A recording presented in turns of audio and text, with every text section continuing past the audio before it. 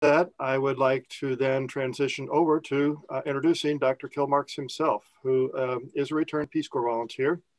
Dr. Kilmarks is an expert in infectious diseases. He served since 2015 as the Deputy Director of the Fogarty International Center at the National Institutes of Health. He's had leadership positions at CDC that include serving as the country director in Zimbabwe and Botswana, and as epidemiology branch chief at the Division of HIV/AIDS Prevention. He has helped lead Ebola response efforts in Sierra Leone, Guinea, and the DRC. He earned his MD from Dartmouth Brown's Combined Program in Medicine, and he completed internal medicine residency and infectious disease fellowship at Johns Hopkins University. He has served 23 years in the public health service, rising to the rank of Rear Admiral. And Dr. Kilmarks began his international career as a Peace Corps volunteer in the DRC, which at the time was known as Zaire, where he was a fish head. He helped develop fisheries that are still productive today. So Dr. Kilmarks, Peter, I'm very just grateful to have you with us today. Thank you so much for helping arrange for Dr. Fauci to speak to us and to the broader Peace Corps community today and all who are engaged in the COVID response. Would like to pass the word to you, Dr. Kilmarks, for your remarks. Thank you so much. Well, thank you, Glenn, for the kind introduction.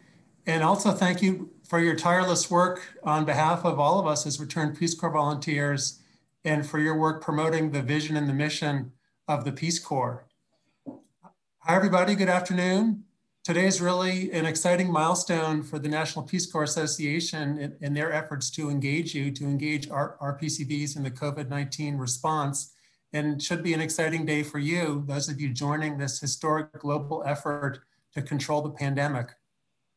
So contact tracing, as Dr. Fauci mentioned, it's really a time-honored, proven effective strategy for controlling and even eradicating infectious diseases that are transmitted from person to person.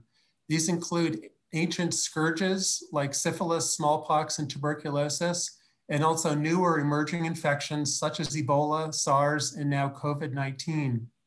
The premise is really simple and straightforward. Just identify people who are exposed to an infection and have them treated or quarantined so they won't transmit the pathogen to others if and when they become infectious. And when it's done right, contact tracing is really very effective.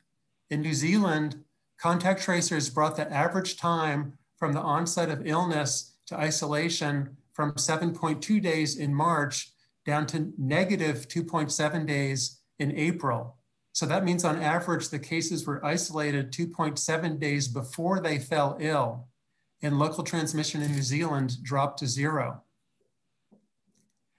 Glenn asked me to talk about what makes a great contact tracer.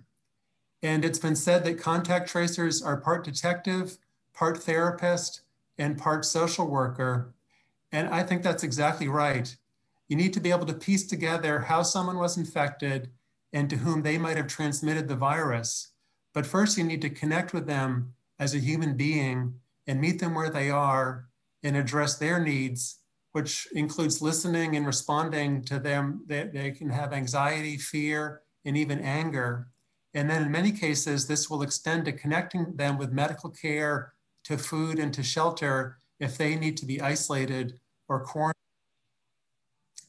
And historically in the United States, there were tens of thousands of public health staff who could conduct contact tracing, but following the economic crisis of 2008, those numbers were reduced to only a total of a couple of thousand nationwide. And this was, of course, woefully inadequate for the COVID-19 outbreak. Most estimates are that we need at least 100,000 contact tracers to address COVID-19. We're up to more than 53,000 in the most recent national survey, but we still have a long way to go. So you're really helping fill a national need. In the meantime, you as contact tracers have a vital role in stopping transmission, in meeting the needs of the communities that are at greatest risk. And ultimately, you'll be part of the end game. That's when every new case is a known contact already in quarantine, and together with vaccination, COVID-19 will be controlled in the United States. But following that, there's already calls for a large permanent public health workforce in this country, and you can join that to help address the chronic health inequities that have been uncovered by COVID-19. So as has been mentioned 7 months ago, back in March, when 7,300 Peace Corps volunteers were being evacuated worldwide, some of you, they were coming home to a massive public health crisis coupled with a massive unemployment crisis. I emailed Dr. Jeff Duchin, who's the King County Public Health Officer and an old friend and colleague, and asked him if returned Peace Corps volunteers would be helpful to him for contact tracing in King County. He was up to his ears in the middle of what was at the time the biggest COVID-19 outbreak in the country, but his two-word response came almost immediately. He said, hell yes. So the next day, as Glenn mentioned, on March 22nd, we were on the phone with Jeff and Glenn and other national public health experts about standing up what we called a COVID-19 response corps with returned Peace Corps volunteers as vetted and a resilient workforce trained and motivated for community service and culturally competent.